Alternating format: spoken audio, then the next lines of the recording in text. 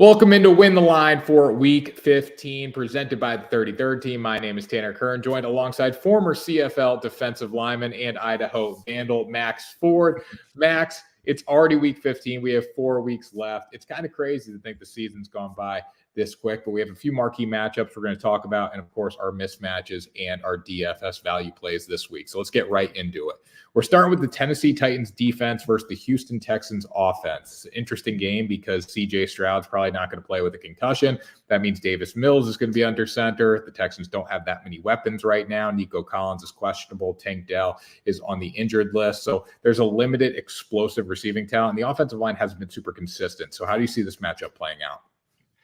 Yeah, well, just from the standpoint of you're playing a lot of backups, like you said, you've got Davis Mills in there. We've seen him with Nico Collins before, even if Nico Collins is healthy. I think Nico Collins probably has elevated his game a little bit, but I think part of that is CJ Stroud has unlocked him too. So we've kind of seen what Davis Mills is able to do in terms of using him. I don't think he's going to be able to elevate Noah Brown's game either. Just as far as the quarterback talent you got back there, that obviously is going to hurt. But we talked the trenches in here, and when you look at Tennessee, they've got Jeffrey Simmons as that headliner they got there in the interior. He causes chaos in there, just big, strong guy, fast guy, quick twitch. He's a tough guy for anybody to block. And then, but you've got a lot of nice complementary pieces around that too. You've got Harold Landry, who's just coming off a 3-sack game in Miami, and you've got the Nico Achi, who's already set a career high, tied a career high for sacks with 4 games left at 9 from that 3-4 end position, which we talked about a little bit last week. A little bit harder to do it from that spot. So you've got that going on, and Arden Key's a nice complementary rusher. You got some pieces on that front that can cause a little bit of chaos, and with the kind of exchanging of pieces on Houston's offense, I think this is a spot that might be a little bit precarious for Houston. Yeah, I mean, Houston has some talented offensive linemen, Laremy Tunsil, Shaq Mason, but guys that have just been super inconsistent this season. And if you look at Houston as like a healthy team versus Tennessee, it's a bad matchup for Tennessee because the one thing the Titans don't do well is defend the pass. They're 11th worst passing defense in terms of yards per game. But right now in this spot, Houston's given up 2.8 sacks per game. That's 25th in the NFL. Not very good there. I see Houston struggling offensively in this game and Tennessee staying hot, building off that momentum last week that they had against the Miami Dolphins. So would you say the same thing, or are you going the other way? I think this is more, because we have that situation behind center, but I got to go with the same way with you there. I do like Houston as a team that's building on the offensive line. Like you said, they're maybe not quite there yet, but I think they match up pretty decently with Tennessee under normal circumstances. But this week, with Davis Mills back there, I don't think that's it. And I think Tennessee, we just saw them play against one of the more explosive offenses in the league.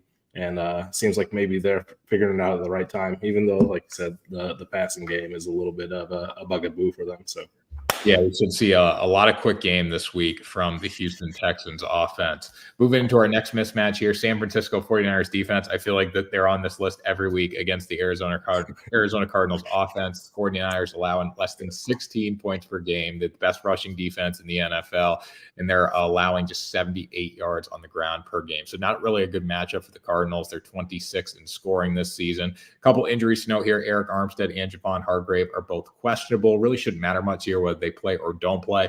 I see San Francisco dominating this game and especially dominating in the trenches. How about you? Yeah, and you said those guys are questionable. If they play, obviously it's a bonus because both those guys are very good players.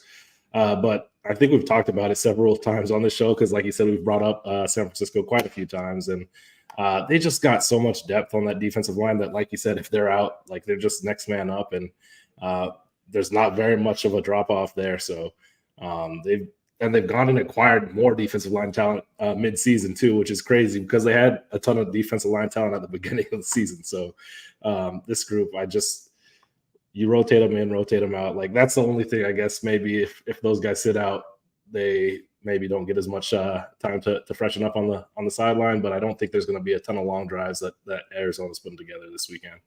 No, it's going to be a lot of 3 and outs. If you guys are watching on 33rd Team YouTube right now, make sure you drop a comment. Let us know what your questions are, and we can get to answering them. But yeah, when I look at the San Francisco defense, just bigger, faster, stronger here. If those guys play, it's great. If they don't, I don't think it's a big deal. I think San Francisco is going to dominate the game offensively, put this Arizona offense in some tough spots, and they're really not going to be able to do much against the 49ers defensively. So moving into our final mismatch here before we get into our DFS value plays, the New England Patriots. News coming out first. I want to get your take on this. Bill Belichick looks like his time with the Patriots is done. Do you think this is the right move or the wrong move for the franchise?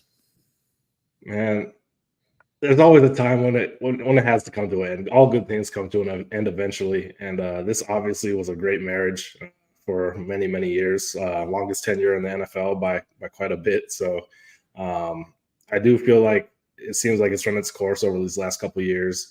I also feel like I think we talked about it before that Belichick deserves every respect that the organization can give him on the way out. But it's just they're going to have a high pick. They're probably going to find a new franchise signal caller. It looks like even if they don't, they're going to have that high pick. You want to bring in somebody new to kind of start fresh and maybe just jumpstart that franchise. But Bill Belichick, one of the all-time great coaches, regardless of what's going on this season. He's, surefire Hall of Famer, obviously. Yeah, so you would think they would bring in a whole new regime, but you never know. They might, go with guys in-house potentially, but we'll see what happens there. But they're going to finish the season out. It's probably going to be with Bailey Zappi under center, seem to find a rhythm. Ezekiel Elliott had a really good game last week against the Pittsburgh Steelers. The offensive line found a groove for New England, but this should be a long night. It should be a different kind of game for this New England defense going against the New England offense going against the Kansas City defense. KC is 6th in least yards allowed per game, 3rd in least points allowed. So last week we said the Steelers were going to beat up the Patriots in the trenches. Obviously that didn't happen, but this KC unit is better than Pittsburgh in my opinion. And the Pats also have a questionable left tackle with Trent Brown. So Max, how does Kansas City attack the Patriots? What do you think their defensive game plan is going into this one?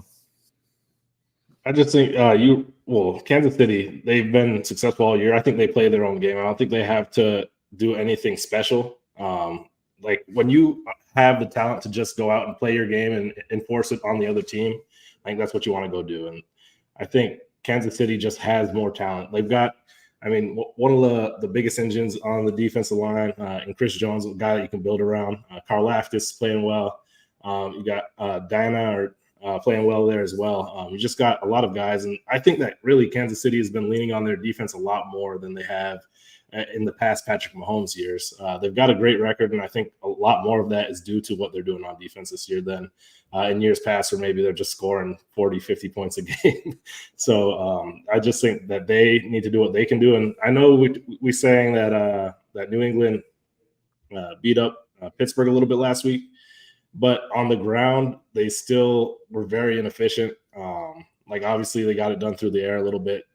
Ezekiel Elliott had a little bit of a throwback game, a lot of receptions there. But, they're still not winning that physical game the running game is where you get physical, and they're not winning that. So I don't think that we're seeing the start of some huge turnaround for New England. I think they had a solid game, and credit where credit's due, but just Kansas City is going to be too much. Yeah, you bring up a good point too. Like Ezekiel Elliott did not have a great game running the football. He did go over his rushing total, surprisingly, but when you look at the box score, it came late. It came by a lot of bulk late in the game. So I do believe that they're going to try to run the ball. They're just not going to have a lot of success this week. So look for Bailey Zappi to start throwing it around the yard, especially if Kansas City's offense can come to this game and play a little better and put some points up. It's going to force the Patriots to throw the ball. Moving into our DFS mismatches, value plays here. Tampa Bay defense versus the Green Bay Packers offense. The Bucs are priced at $2,900. The Packers offense was terrible last week against the Giants, turned the ball over 3 times. Really just didn't look like a good unit without Christian Watson in there. And Tampa Bay's defense, pretty underrated. Vita Vea, Devin White, Levante David, they have a lot of studs on this side of the ball. So I think this is a very high upside play. How do you see Tampa Bay going against Green Bay? What are they going to do to shut down this Packers offense? I think, you got those big bodies up front. You got Vita Vea, just absolute war daddy in there. Doesn't wear gloves, just like a little bit of wrist tape in there. He's a guy that's going to eat 2 guys a play every time. And you get guys like Levante David running around back there behind him, running free. And that's when they're at their best and can cause havoc. And so you've got a younger quarterback back there in terms of experience with Jordan Love. Obviously, he's starting to come into his own a little bit, but with Vita up there, just taking up space, and he makes plays through those double teams. And you got Kalijah Cansey as well as a rookie back there in Tampa Bay that I like what I'm seeing from him. Like, he's definitely a rookie. He's not like the force that he can be, but you see the potential. You see why they drafted him. And I can imagine that he's going to start coming on more and more with each game. So having those guys back over there in Tampa Bay, I think that they're going to give Green Bay a little bit of a rough time. And Green Bay obviously being down some guys for the majority of the year. Like, I think it was Bakhtiari, been out the entire year. So the guys that have backed them up have gotten some experience, but it's just, you don't have an all-pro at that spot, so it's tough. So I just see Tampa Bay being able to take advantage of that a little bit this week. Yeah, I agree. Going to Kalijah Cansey here for a second, first-round pick out of Pittsburgh, obviously, but did struggle earlier in the season, coming along now. How big, going back to your playing days, when you went from Idaho to the CFL, like how big was the change of speed? We talk about like high school to college is fast, but how fast is it college to pro? Oh, man, like it's tough to adjust right away. Like, there are guys that could do it, and those are the guys that are special talents, because it's just you're playing with, instead of maybe the guy you're lining up against is 19, 20-year-old guy, you're going against a grown man that's into his grown man body, got his speed, his strength, all of that. And it's just, maybe you could have beat a guy with speed around the corner. You got a 320, 330-pound guy across from you now that can match that with his kick set a little bit. And so you got to find new ways to win. You've got to figure out what you do that works, and you got to find counters off of that, because if you just have one move, they're going to figure that out pretty quick as well, because they study film a little bit more intensely than those college guys might. So you got guys that they just have every edge that you can find. Like, to play professionally, you got to find those edges, and guys that last on the offensive line, they all have those edges. You see guys, they're starting to call it this year, but jumping the snap count a little bit, just every little edge. And so it takes a little bit to get used to, but once you kind of find your way, you fall back into that comfort zone and knowing what you can do. But yeah, that first little bit, it does take some adjustment there. Yeah, and we definitely seen that with Kalijah Cansey, how he's come along throughout the year. So really like this play for $2,900. A little cheaper price here, $2,700. New York Giants defense versus the New Orleans Saints offense. Giants forced 3 turnovers last week. They embarrassed Green Bay. Tommy DeVito has taken over this city. It seemed to go right to the defense, which is very good over the past few weeks as well. I really like Bobby Okereke, inside linebacker. Love Dexter Lawrence, obviously, in the interior. But these are guys that can shut down Green Bay, what they can do here. So if Green Bay doesn't wake up and play the same way they did last week, this is a very good play. But or if the Giants can continue to play like they did against Green Bay last week, very good play here. But why do you like the Giants defense against the New Orleans Saints offense?